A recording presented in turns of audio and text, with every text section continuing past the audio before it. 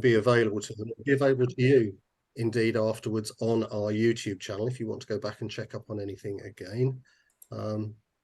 So that will be posted probably from tomorrow. I will be putting that up. I see most of you have already done this. You've been with me a number of times before, but while people are presenting, if I can ask if you can just keep your mics off, that way we don't have to hear if the Amazon delivery guy comes and bangs on your door or somebody else passes through the room. And if you've got any questions while people are speaking, if you can post them in the chat, and we'll try at the end of when people have stopped speaking to come back to those and make sure they're covered. And then, as I said, once we've finished that period, we'll have a more general Q&A session and discussion. And sorry, excuse me. I'm very pleased to welcome you this afternoon to a webinar to talk about Norfolk County Council's budget proposals for next year. So that's 2024-25. I'm pleased to say we've got a number of people here with us this afternoon who are going to be speaking. And we've actually got both sides of the organisation, as it were. We've got Christine Mawson, who's the stakeholder and consultation manager, who'll be talking briefly at the beginning.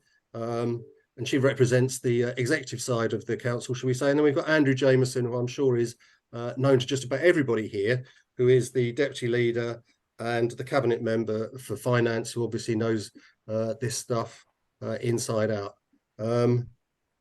And so without any more speech from me, because I'm sure you'd rather hear what Caroline and what Christine, sorry, and Andrew have got to say, I will pass over to Christine, who's going to be speaking first. So over to you, Christine. Thank you. So thank you to everyone for coming. We're in the middle of our budget consultation. So this event is part of this consultation, and we really want to get feedback from residents and key stakeholders like your good selves. And this event will hopefully give us the opportunity for you to feed back. We're going to keep it short and sweet. We're going to start by showing a video which basically communicates our services. And straight after that, we're going to go to Andrew Jamieson, who's our deputy leader of Norfolk County Council, and he's the portfolio lead for finance. So he knows all about the figures, and he will talk you through a short presentation, and then we'll take some questions and answers. So thanks again, folks, and look forward to hearing back from you.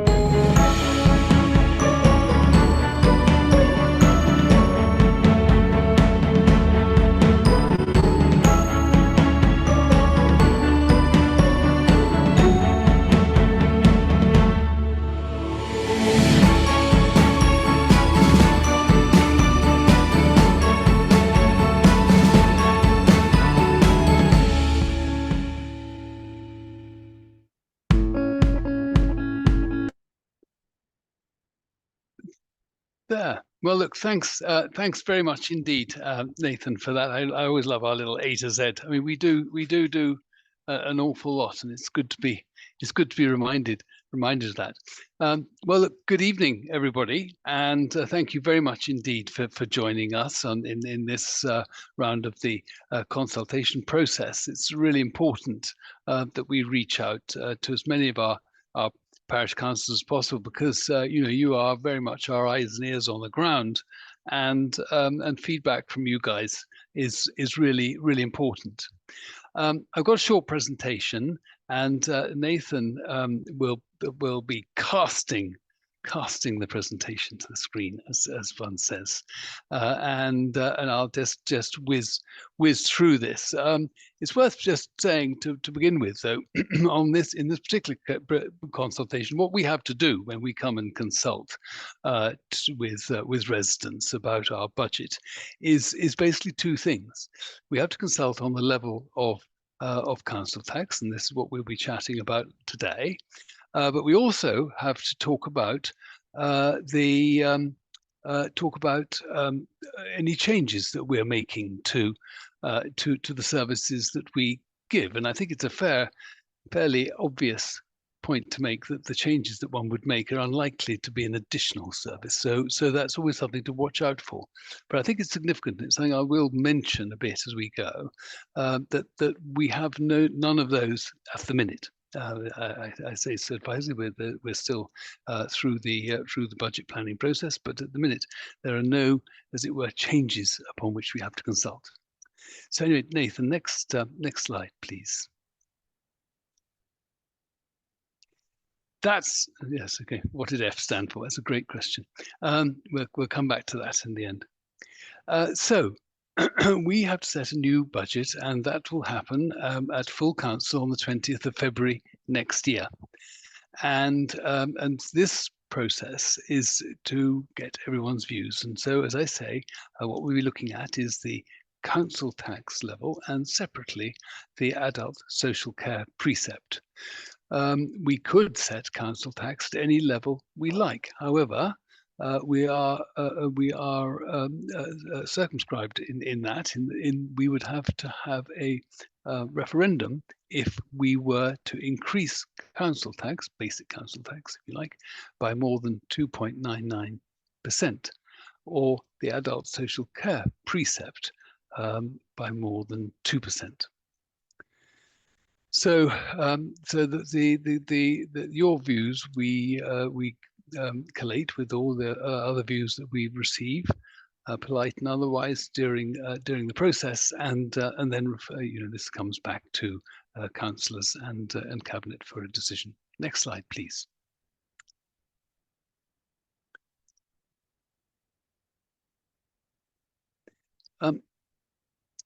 The Better Together for Norfolk, our strategy there, I think it is worth just dwelling on that for a second, because this is a 4-year strategy, and it goes for the life of the administration. Next elections are in May 25, and so Better Together for Norfolk is a key document, because what we're trying to do there is to demonstrate how we intend to deliver services over a long-term period. And when I said before that we're not consulting on specific issues, part of the reason for that is that the bulk of the changes that we are making are in the form of transformation changes. This is really genuinely, I would say genuinely, delivering services, particularly adult social care and children's services, delivering them better for less money. We're able to do so because, for example, technology changes are happening rapidly, and that is helping us do that.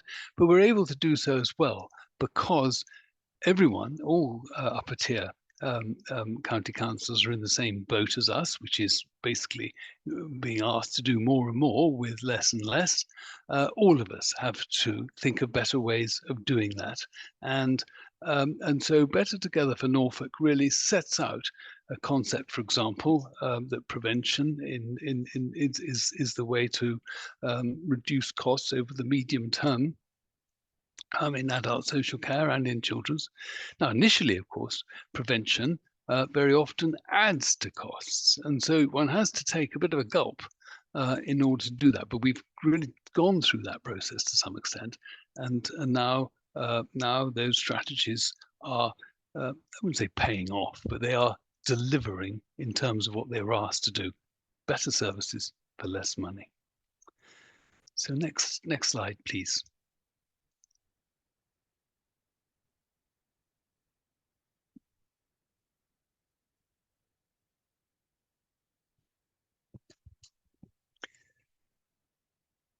So in February of 23, we looked at our budget for the coming year, and we worked out really that we would need to make savings of some £46 million in all. So this is really because the cost of services clearly goes up every year.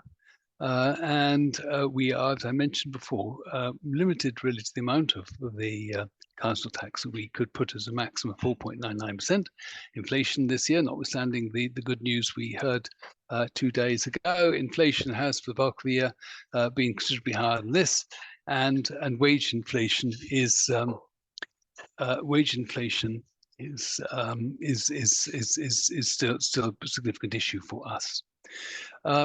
So the way we plan things through is that there are a series of budget planning sessions starting in June, early July. Budget Challenge 1, and at that stage, Budget Challenge 2, and so forth. At the end of Budget Challenge 2, we had come up with some 26.5 million, meaning, of course, that there's some 20 million still to find. The 26.5 million came, however, largely from the sort of transformation ideas that I mentioned earlier on. The final budget challenge will occur in the middle of December. There are two important dates for us coming up sharpish. The first is the 22nd of November, when the autumn statement will be out. And it's at the autumn statement when the broad the broad tones of what the Chancellor has in store for us in local government comes through. But the actual local government funding settlement won't come through until probably Christmas Eve, knowing them. But certainly right until the end of the year, and that's when we get our final budget. So we will be making further savings suggestions in December, which may well need consultation. We may well have to come back and talk to you again. So next slide, please, Nathan.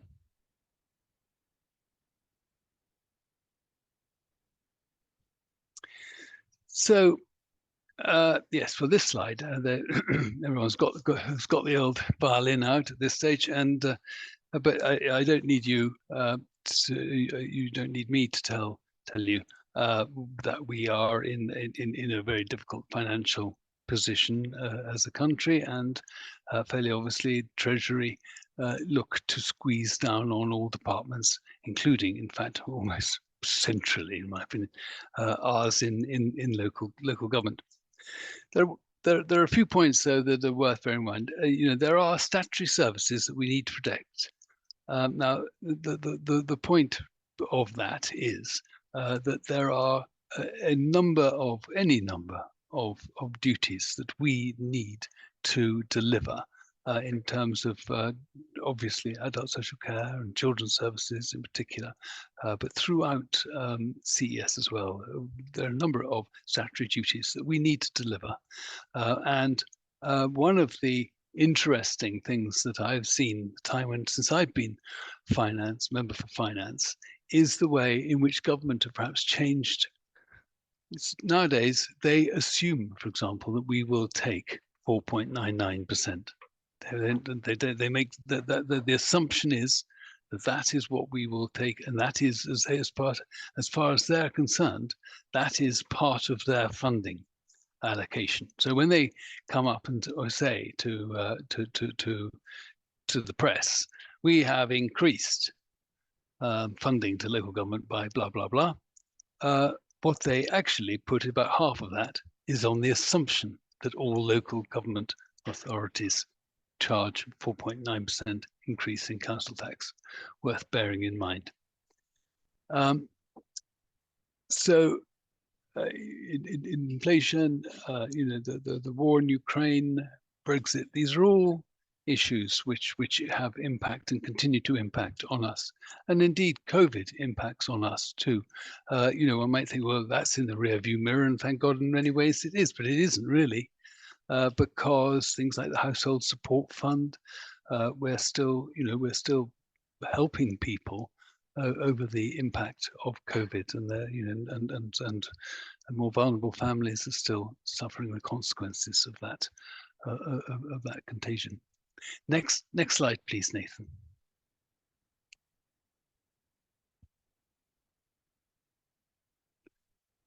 So this is always, I like this slide. So this is where the money comes from. So 1.8 billion. So I run a budget of 1.8 billion. And the weird thing is that that in the context of the council tax, as you can see, it counts for some 27% of things. So, you know, council tax is and business rates is around sort of 500 mil. But that is the net figure, the net budget figure. The gross budget figure, which is the total amount that we spend in Norfolk every year, is 1.8 billion. Some of it, you'll have to forgive me for this, but I have a fairly basic sense of some of it I call prune juice money. Is money in, money out. That would be schools funding, for example. So we get that from government. It goes straight out to school. But 1.8 billion is the total. 1.4 billion is really where is what I really focus on. Next slide, please.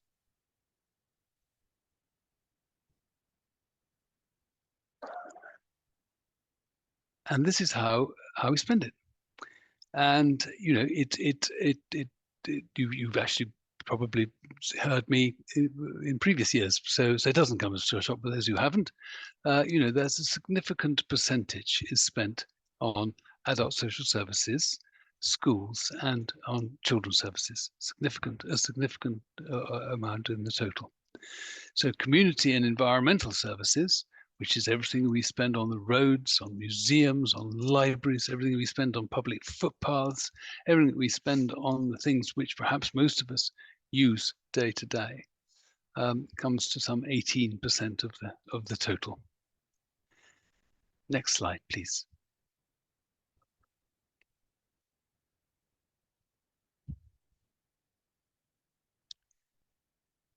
So, as I leaked earlier on in my presentation, we worked on the basic assumption that we would raise general council tax by 2.99%, which is the maximum we're able to do without having a referendum. Furthermore, we are able, government allows us to increase money ring-fenced for the adult social care precept and by a further 2%. And again, this is this is allowed centrally, and the government assumes in their planning proposals that local authorities do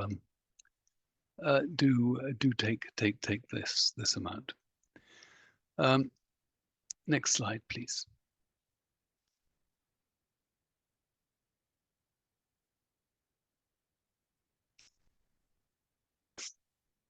So this is a description here of general council tax and adult social care and what it is used for and so on and so forth.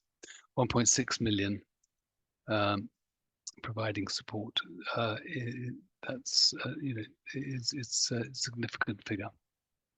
The next slide, please.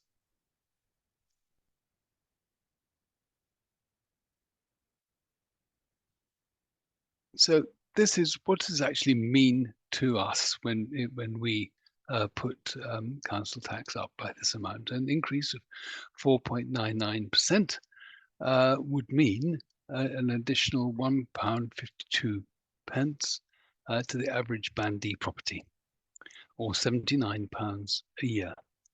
And it'll mean that the average Band D property will be paying £1,672 a year in council tax. Next slide, please.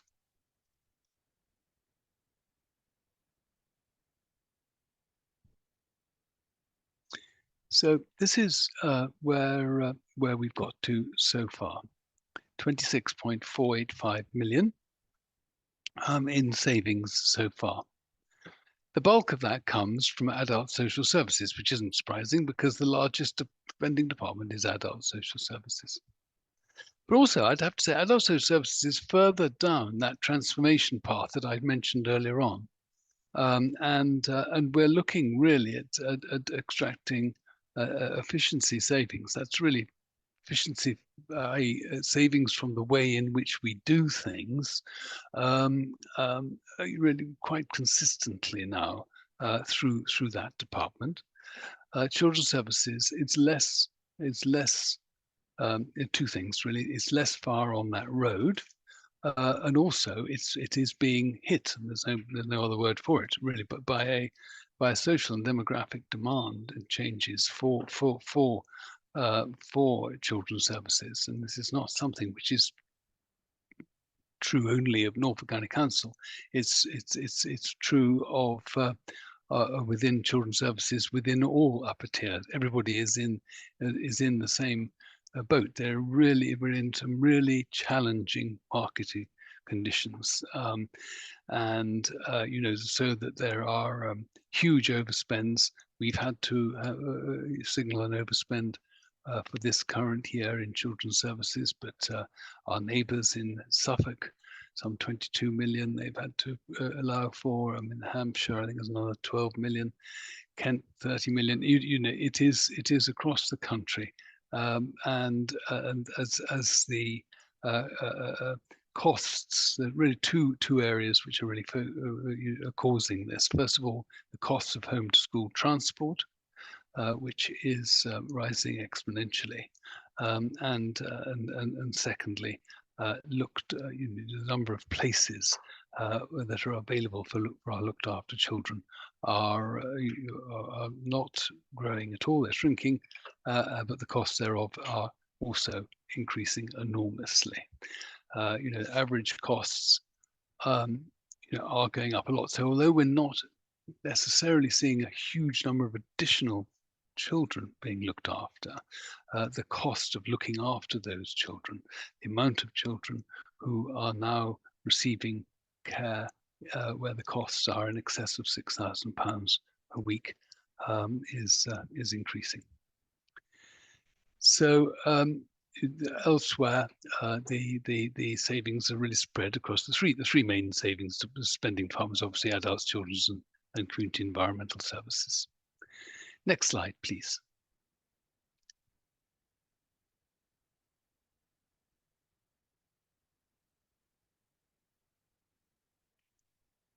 Yeah, so the report on this consultation will be taken to Cabinet in January 2024, as will if we do come up with savings that require consultation. Those will also come up at the same time as well. The final decision on the level of council tax will be debated at full council, and that will be in the 20th of February 2024. But it's worth I've been doing this now, I think this is my 5th year, and it's been something of a sniper's alley for finance members over the last 4 or 5 years. And you will be very familiar with local authorities having what's called a 144 notice put on them, that they have not been able to make their budgets balance. And there's all sorts of different reasons, of course there are, but there's 2 prime reasons for that. One is some injudicious use of council money to make investments that prove not to be as copper-bottomed as perhaps was initially thought. But the second one is quite simply trying to not to ask for the maximum. It's almost inevitably those councils that have not sought the maximum in council tax that have had to go to the wall. So on that cheerful note, next slide, please, Nathan.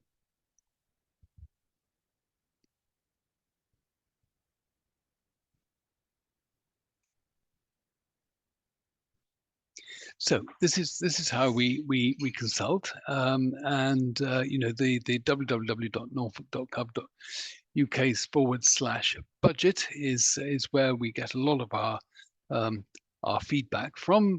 But there are we can also email, you can telephone. Good Lord, I didn't know that. You can telephone, and indeed letters. They're all up there, and we consult until the end of this month, until the 1st of December. Next slide. Next slide, please.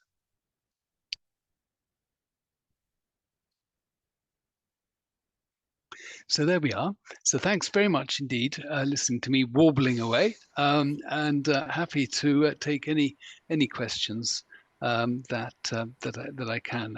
I've asked Christine just to keep a beady eye both on messages that might be coming up for us, but also if there's anybody with hands raised and so forth. So Christine, could you relay questions through to me, and then I'll do my best to answer you as well as I can. I'm just waiting for them to come up in the chat. I can't see participants. Well, thank you very much for that, Andrew. That was really interesting. I'll perhaps kick you off with the first question. Well, I've got a couple of questions really. I mean, inevitably with a budget, when we're talking about 1.88 billion pounds of expenditure, that boils down to an incredible amount of detail that's being considered by the politicians and by the executive. If members here, or indeed anybody else, were to go to the consultation, how much detail can they pick up on what's proposed? And indeed, leading on from that, do you have any headlines that you could explain to us about what these changes, about what the 26 million pound savings that you've already identified, or what that actually amounts to in practice? What will people see? What will be the changes? Yeah, yes, those are two really well. Okay, first of all, it is an incredible amount of detail. You're absolutely right, and something like this doesn't give justice to that, nor frankly to the fact that we got some intelligent, very beady people on the call. And I mean, my little world is I look at something called the budget book, which is probably an indication of quite how dull I've become. The budget book is something that the county council produces every year after the budget, and it gives a very clear idea of what we spend our money on per department. So so when one wants to break down children's, they then you have to put your thinking cap on a bit, but you can then break it down by department, and then start to get a line. So when I'm looking at trying to keep a rein on spending, because if you take children's services, for example, this is a very caring department full of highly intelligent and very professional individuals, but they are focused on the care of the people under that. They're not necessarily so focused on the financial consequences of that, and I have to keep an eye on those financial consequences as well, and to try to make the two dovetail together. And it's really within the budget book that I do that. To answer specifically your question, which is available, good luck, but it is available on the Norfolk County Council's website. Actually, if you bung in the budget book in the search engine, it'll pop up. The individual savings are put in the consultation agreement, in the consultation document, aren't they, Christine? Yes. Yeah. So we've got them, or we can go go through them, but they but they are, as I say, they're there. I've got them here. There's we do these by department, and so the 14 million of adult social care savings are put in, and they're listed there in the consultation overall document. Am I saying more than sometimes I look at our description and I feel maybe this isn't the absolute, but I guess one gets into a local government world of descriptors, which sometimes to an outsider appears like gobbledygook. But I think that overall as I say, I think there's a genuine feeling if you sort of go down into the where the savings are coming from. They normally say things like continuation of such and such and such a strategy, or which is basically what that is doing is just pointing the way to the fact that that various preventative strategies that have been put in place perhaps 2 or 3 years ago are continuing to deliver savings over and above that which was forecast, and that's genuinely what you find in the in the consultation agreement. So a rather long-winded response to you, Peter. I hope I've answered your question. Well, I suppose my supplementary question is I can remember when we were doing this last year, we were talking about changes, for example, to the waste management service. I was wondering whether you could offer any similar examples this year, about services that you think might be changed significantly. I mean, waste management is probably another good example, because we've got the changes to building waste, which previously you've had to pay if you wanted to take that to a waste disposal site, and there's proposals coming through that has to be free from. So here again, you see, cunning old. Our good old world. So there are, perhaps a human would say that there are changes being made to the waste management process, but they aren't legally.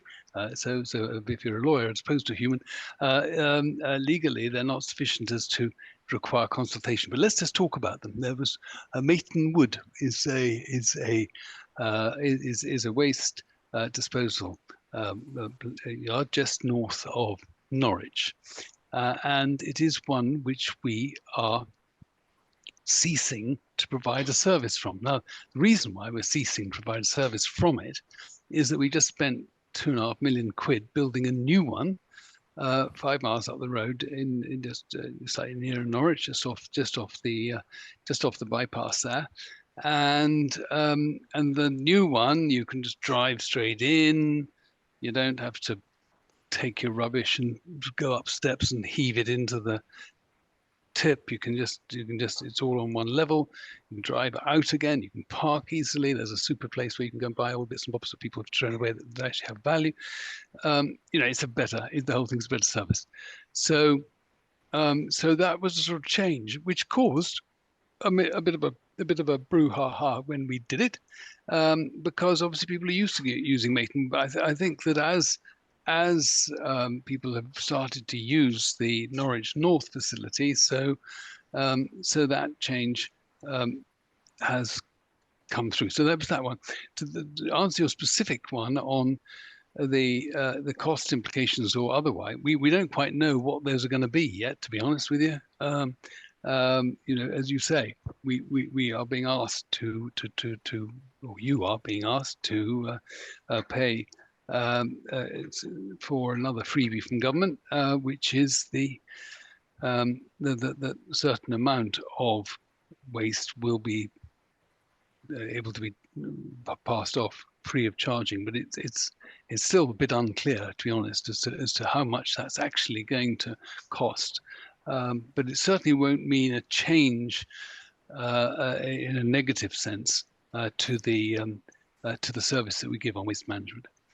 And waste management, it's. I mean, what I sort of. I very often, because when we're looking here at the revenue budget, right, there's the whole capital budget, which we don't really touch on here at all. But it's worth just thinking philosophically. Well, what is it, and what's the council do? What's it for? Well, what it does basically is it builds the roads and keeps the roads going. It builds new schools and as they're required, and new special schools, and then homes for elderly people, and it does that. A lot of what it does, and then it looks after people's waste and so forth. So when we're looking at waste and waste disposal, a lot of it is just simply, here's this old plant. You can think one near me, Docking is one. Here's this old plant. Is it really, is this really fit for purpose now, or should we upgrade it? What should we do? And that's a constant process of renewal and investment, which is, frankly, what it is that we do. And the the trick is to try to do that as effectively and as cheaply and as good value for money, and not have people howl with anguish at the increased cost that such investment causes, really. Andrew, we've got a question from Roger, so I'll read that out. Thank you, Yep. Roger. Transformative services, greater efficiency, and an increase in home working surely means less people working at County Hall. The building needs maintenance, heating and lighting, etc., and often seems lit up at night when apparently empty. When in this process will you consider if you still need the building? Well, yeah. Well, thanks, Roger, for that. So, yeah, I mean, it is really annoying, isn't it? I mean, I hear you on this. I mean, because obviously I work away there, and off you go, lights blazing, and it is something which comes up quite a bit. So I have got the answer to that. I mean, the fact of the matter is that there are people patrolling the building 24/7. The lights are on a timed switch thing, so as they move through the building, ping, so the lights go on and they stay on for some time before they can.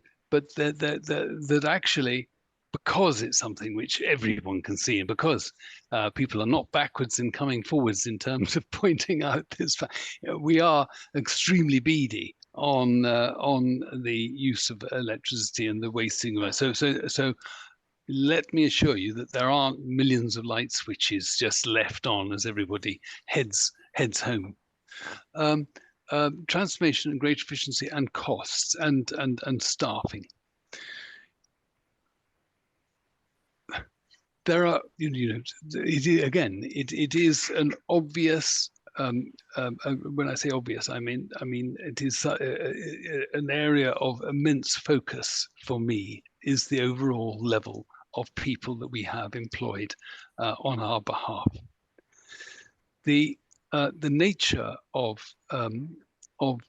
working is changing. That's absolutely true. Working from home is becoming but it very much depends on which service. So social workers now, they don't come to County Hall much anyway because they're always out and about in the county.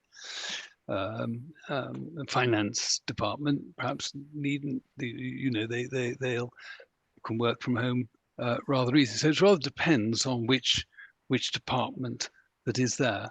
But your point is, in terms of greater efficiencies, more ability to do things with technological changes should mean a lower number of people, and I agree it should.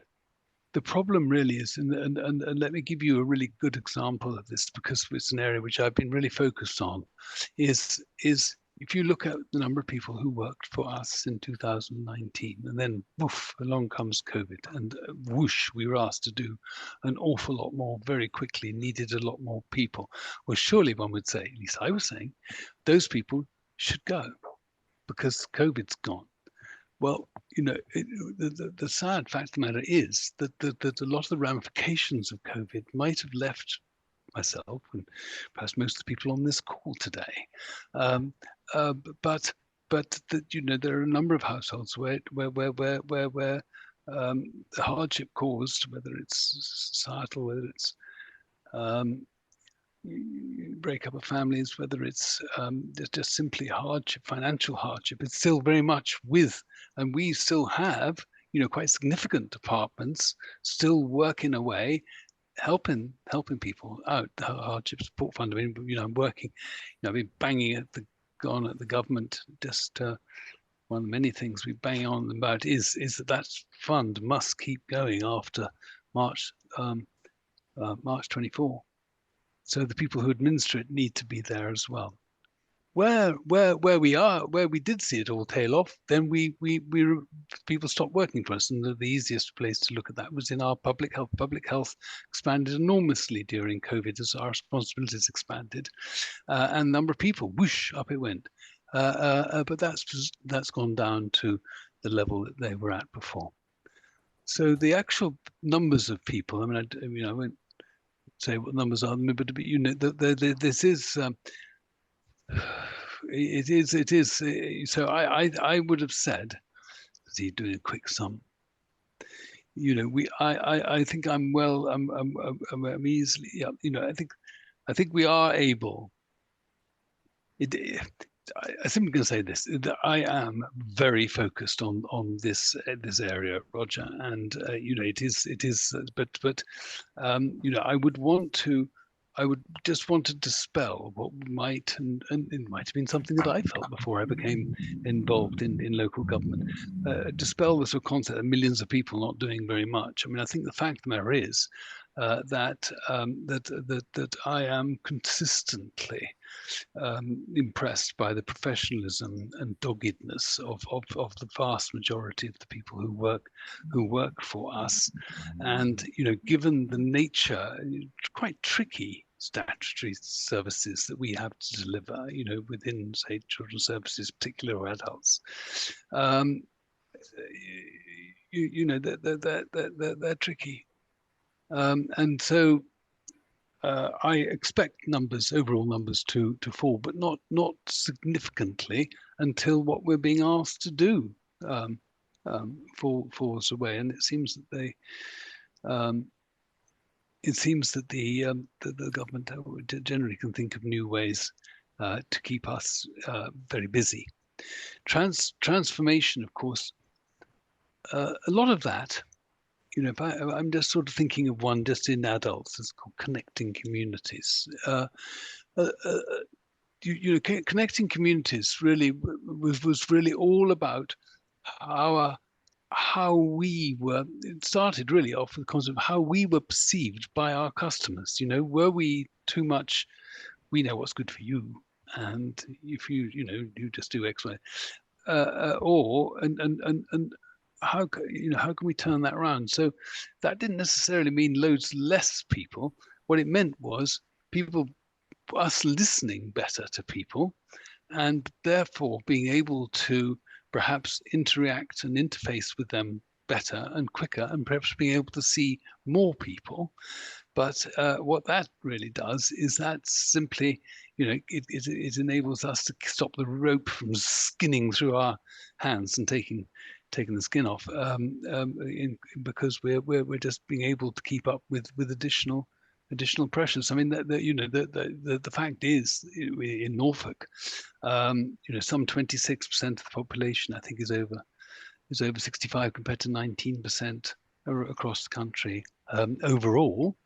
Now that's great. We're all living longer, whoopee. But of course, there are inherent and obvious costs associated with that, and anomaly in terms of our demographics.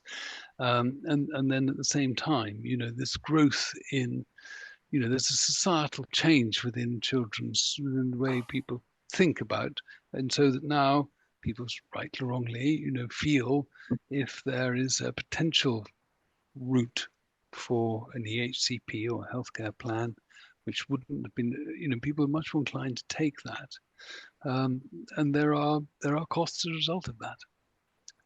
So so transformation, broadly speaking, is keeping up with rising demand, but I just did want to make the point that rising demand is not being made by us internally; it is a societal thing.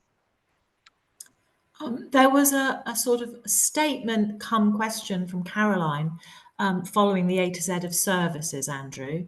Yeah. So she asked us what F was. Yes. Yeah, what is F? It's fire and rescue, which Natasha Fire and rescue, of course it's fire and rescue. But Caroline's come back with a valid point. So it's not food then, ? That's a shame because it was mentioned under nutrition, ? We are so clearly in brackets overdue need of a coherent food policy in Norfolk. So it's a sort of question comes. Okay. All right. So there's so thank you, Caroline, for that. And I think there are a number of different ways I could skin that one. The overdue need. So you know, there are obviously so right at the sort of basic level. We work very, very closely indeed with the Norfolk Community Foundation, and who I think are an excellent third way charitable organization. And one of the areas that they have been really focused on is in supermarkets, not so much the food banks, but in the sort of supermarkets where you can supply food at nominal cost for people. So if you were meaning really what is Norfolk County Council doing in relation to ensuring people are looked after, we're tending, rather than doing it directly ourselves, and given Roger's earlier point on the number of people that we should employ, but we're doing it through agencies such as Norfolk Community Foundation to deliver on that front. If you were meaning free school meals during the holidays, for example, well, we went down a slightly different route there. We've set money aside, more money than we were legally required by government. So Norfolk children do get better off than others. But we rather than doing it by free school meals per se, we are doing it in a rather more targeted way. Was that the sort of nature of your question, Caroline, or was it more perhaps on whether we are doing enough to promote healthy food and lifestyle choices? I think if it's that, we could always do more and we could always do better. But I've always been quite proud of our public health team, actually, in terms of how they put their messages across. If we did have a fault, it might be that we put out too many advices and ideas, and there's almost like one a week, and perhaps fewer, more targeted, more consistent, longer comms messages on healthy eating would be a better bet. But I don't know whether across a broad range there, whether I've answered the question that you had there. Caroline?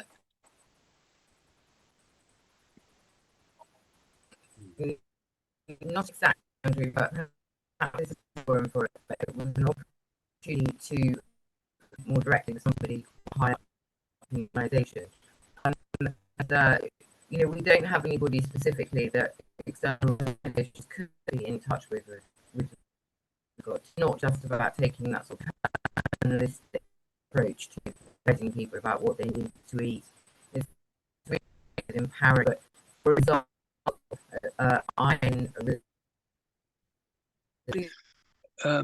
sorry, Caroline, your link's a bit clunky. We're not picking up most of your audio. Do you think you could put your observations in the chat? Could or Caroline, I'll pop it in the chat. It's a short, but if I want to take your comments seriously, and I would like to answer it properly. If you'd like to send me an email, then I can answer it, and I'll obviously CCP. Then we can. Because I must admit, you're coming down. It sounds like you're 5 fathoms deep. So I'm not really picking up much of what you're saying. So I think that would be the best way to deal with that, if possible.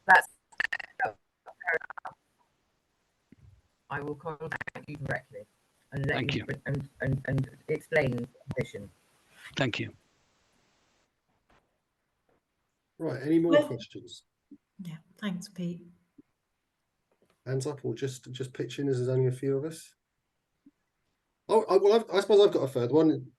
Running my voice a bit too much at the moment, but I probably know the answer to this question. I'm sure most people would, but I was going to ask you about the devolution deal, about the changes in structures, and I know you've spoken to members of our organisation about this before, Andrew. But do we assume that the calculations, the budgets that have been prepared or are being prepared, are on the basis that the devolution deal is going ahead and that it's in preparation for that? I'm really pleased you asked that, and it's a really good question. So these budgets are for 24-25, and devolution, were it to go ahead, is likely to come in from a financial perspective later than that. But I am absolutely pro devolution on speed. Frankly, this cannot, in my opinion, happen too quickly. And I'm really pleased that you call it a devolution deal rather than a county deal, because that is what it is. Yes, it's called county deal because it is being negotiated by counties, not by districts. And because we insisted right at an early stage, we didn't want yet another layer of local, quite enough layers of local government without needing a fourth in the form of a mayor teetering like a cherry on the top of local government as it is. So the idea of having a directly elected leader of the county council is simply that you save all that additional cost. But the main point, and the reason why I say it's good, yes, over 30 years, it'll be a thick end of £1 billion, which is worth having anyway in an unring fence. But I think there's more important even than that, is the fact that we're not constantly having to go on bended knee to government for every last thing. We haven't really, but almost everything that I've been off ill for a couple of days. I'm now dealing with a whole lot of different things, from come whizzing into the in trade, from electric vehicle charging points to capital retrofitting on libraries, but all of it, just getting pranksters, footpaths, all of it is predicated on our ability to oil up to central government to get the money out, and this is not acceptable. It's not acceptable for Norfolk, and Norfolk, you need somebody who is able to come with an infrastructure budget that is over and above anything that that we have been talking about today. So that near £1 billion is additional money, but it's additional money that would suddenly go towards either infrastructural investment in your parishes, if you have a plan that could come forward, or investment in terms of for economic development in your area. This is what the money will be for, and I find it astonishing. I find it, it is, to my mind at least, a no-brainer. If you're getting this extra money, you're getting this extra responsibility to do what you need to do to help Norfolk specifically, not what Whitehall thinks Norfolk needs. And if the quid pro quo for that is you have to put 2 crosses rather than 1 in a county council election, 1 for your local councillor and 1 for the directly elected leader, I think it's worth it. Peter, you seem to want to have a question, yeah. Andrew, I was on a recent forum that was the Crime and Police Commissioner, Mr. Smelly, and he indicated that their precept was going to be in cash terms between £10 to £15. He didn't put it into a percentage, but £10 to £15 seemed to be excessive for Band D. If we then look at your proposal, plus also what we're looking to doing as a local precept in Wroxham, this is getting quite frightening in terms of a Band D resident. Even if we look at, we didn't do anything this year, but but the forthcoming year, we're looking at probably going up by possibly 5%. Yeah. Add all those together, that's going to be quite a hit. Peter, I'm hands up. I'm not going to argue against that. I mean, it is.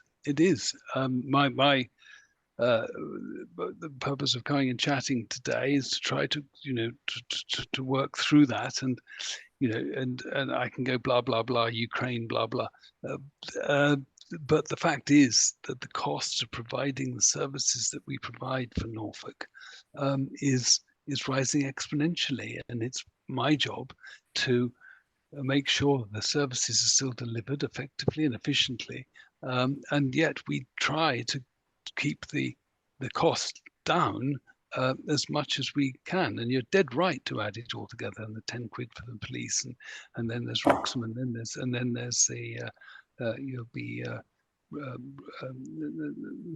Broadland District Council as well.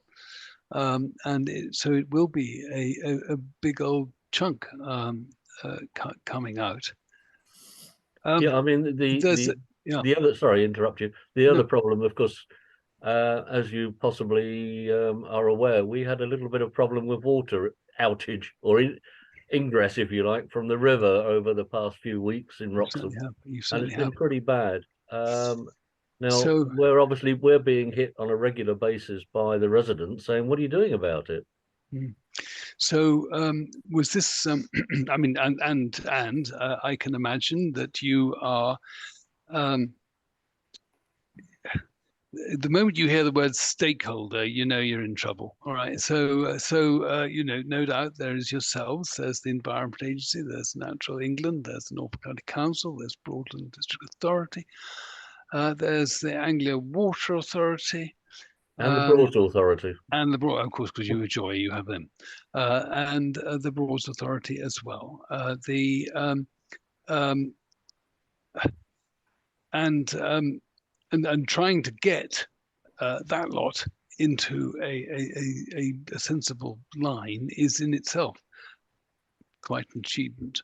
The Norfolk County Council is the lead flood authority, which seems to mean that we get the blame when anything goes wrong, but have absolutely no authority to compel any of those other agencies to do anything that we need to do, which is one of the reasons why we set up the Norfolk Local Strategic Flood Alliance.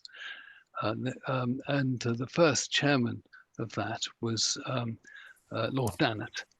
And he set about it with a will, and in fact found some 36. Sorry, we're going slightly off beam on your original question on money, but we'll just talk about this. He found some 36 entities, I think, in all, who had some responsibility for flood. But he's now been taken as new chairman from your way. Henry Cate is now chairman of that. And I think Henry is really doing good work trying to get all these entities into a similar place, and also to try and get money involved. But try, one has to start by trying to find out who is responsible specifically for the flooding that might be happening in Wroxham. Is it Environment Agency? Is it highways because they haven't done X, Y, Z? That's so I don't know the individual situation in Wroxham. I do know that you'd had a horrible time there. If I could just interrupt there, Andrew, as you'll be aware, there is a meeting of the Flooding Alliance. I think it's next week or the week after. Right. Peter, if you get in touch with me, because I represent the parish and town councils on the Alliance, if you get in touch with me, I'll make sure your concerns are passed through to the right people who are involved in that. Sorry, Andrew, I just thought it'd be worth. Thank you. That's good. Yeah, I mean, but I guess what it highlights, though, really is, this obviously comes with a cost, and the cost of putting in the schemes which Dannatt had 15 schemes, and we're trundling along putting those in place now. We had to find £1.5 million, that and just scratch the surface. Anglia Water have actually been quite suspiciously helpful. The Environment Agency less so on this, but it's a constant battle, really, to try to get all these stakeholders involved. But I can do nothing other than really hold my hand up to your central point, which is you add 10 quid to 72 quid to whatever the Wroxham Parish Council is going to put on, plus the broad. It's pretty soon. It pretty soon stacks up into a significant sum. But I think we're being. I don't want to fall back on this, and this is not me making an excuse or a way out. But we have been waiting for a fair funding review for the last 8 years, and government haven't come through with that, haven't come through with that adult social care review. It's absolutely clear that children's services is splitting at the seams, given costs. That's not our children's services, that's within the country overall, as it's been asked to do more and more with less and less. The whole nature of local government funding is something which needs proper, intelligent, long-term solutions, and sadly we have not seen that. We're always rather hind tit here in local government land. Just very, little thing, just our rural service grant is just peanut. Why should when London, if you're over 60, you get free transport, and then they get refund of 98p in the pound. We get 46. Why is that? I mean, that's just one tiny thing. I think there's a whole area of work. I think we are better. Okay, as Pete kindly introduced me as deputy leader, and I'm deputy leader. My leader is Kay Mason Billing, from the member for Loddon, and I think, without blowing our own trumpet, I think we're better at talking to power than perhaps Norfolk County Council on the political side has been for some time. And I make it my business to spend, spend a considerable amount of time oiling up to those guys and making sure that Michael Gove knows precisely who we are and what we're about and why we are and so on. But we are at the fag end of a government, and I find it unlikely that we're going to see anything other than short 1 year stopgap coming to our aid on in terms of this budget. Thank you, Andrew. Any more questions from anybody? I suppose I've got one final one before we close up, Andrew, and it's something that's certainly dear to my heart. Is I wonder whether you've given much thought to some of the strategic relationships with the big infrastructure companies post a devolution deal, if we assume the devolution deal comes through, because I'm always struck that now that the wind farm companies have actually started digging up large chunks of the county, I'm not entirely convinced we're necessarily being properly recompensed for the disruption, and that actually, given we're talking about a multi-billion-pound investment on their behalf, and it's going to make them lots of money for many years in the future, whether they perhaps shouldn't be doing a bit more. Yep. Whether actually devolution might present an opportunity to have those sorts of strategic discussions. I think it will. I think it will. To Norfolk, not through Norfolk is our little buzzword there. I.e., there's another 50 or whatever it is, 15 lines potentially being churned through the Norfolk countryside, without so much as a 3-point plug being stuck in it for us to take electricity off. It's completely unacceptable. These power cables going from just south of Norwich to South Essex, stomping its way through past Diss and through Suffolk and so on, without any thought. And it's a very airy. Ooh, it costs far too much to have a ring main. I think that luckily it has now caused sufficient amount of rage, both here in Norfolk and also in Suffolk, that everybody is now joined at the hip now in terms of arguing, and we're getting some good evidence-based research in place that the ring main would not be this vastly more expensive entity than we thought. So. But I think, again, it gets back to this idea of Norfolk being able to stand up. Just say Andy Burnham at Manchester, he's on his 10th iteration of devolution, as it were, so he's miles down the track. But the fact is, it would be miles more difficult for Centrica, or wherever it is, to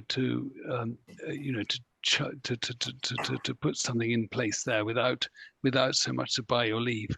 because he can get up and bang the drum for Manchester. And I think that it's really a similar situation where you've got somebody banging the drum for Norfolk and able to make more decisions. In terms of actual things which are happening as a result of devolution, I do know the Bacton and the you know that becomes something where we think we've already got, although I can possibly confirm some additional funding, and that comes as a result of devolution. There's no doubt that the fact that we are talking devolution, just take a little thing, you know, it's not so far from you, Peter, Roxham there, you know, if you look at Scotto. Now, one of the reasons why we can't redevelop Scotto as much as we'd like to and have more jobs, more businesses there, is that there's some silly clause that the Ministry of Justice originally put on, which if we were to redevelop anything, they would take so much money that it would make it absolutely not worthwhile doing it. Well, you know, that's not very joined up. But up until now, they've simply shrugged, and now they're not shrugging. It's interesting, you know. We're thought to be worth talking to. So I think by getting up off our knees, as well as the money, I think that will help us in those sort of debates. Good, thank you. Well, I don't see any more hands. So it remains for me to say thank you very much for those of you who have stayed right to the end. Thank you for your questions. Thank you for your attention. If I could ask before you go, if you could leave your contact details in the chat, just so I know exactly who you are and which parishes and towns you're representing. Thank you to you, Andrew, for your eloquent description of a very complicated process and a very complicated decision-making tree. And thank you, Christine, for coming in from the executive side and keeping an eye on the chat. As I said to people, I will be posting a video of this on our YouTube channel. So if anybody wants to go and see it again, then do go along there. And finally, if I can just ask if you will encourage people, both people who've been here tonight and others you know, to take part in the consultation, because I think it is hugely important that people try to understand as far as possible what's going on and make their views known, whether that's positive or negative, because I think the politicians in the power that be need to hear it. And indeed, I know from contact I've had with Andrew before, they want to hear it because it all informs the decisions that they have to make in the future. So thank you very much. And final shameless plug, in 2 weeks' time, I'm running another webinar, which is on a completely different subject, is on trees in Norfolk. So if you're interested in trees or all things green, then come along to that. And then the following week, hopefully, I'm trying to arrange a webinar with the emergency services on what you can do to prepare for and deal with flooding and bad weather. So look out for those, and that's coming up in the future. Thank you very much, and enjoy the rest of your evenings. Thank you. Well, Peter, thank you very much indeed for hosting that. That was really great, and a pleasure as always talking to you guys, and speak to you soon. Thanks very much. Thanks. Lovely. Thank Okay. you. Bye. Cheers then. Bye bye. Bye bye.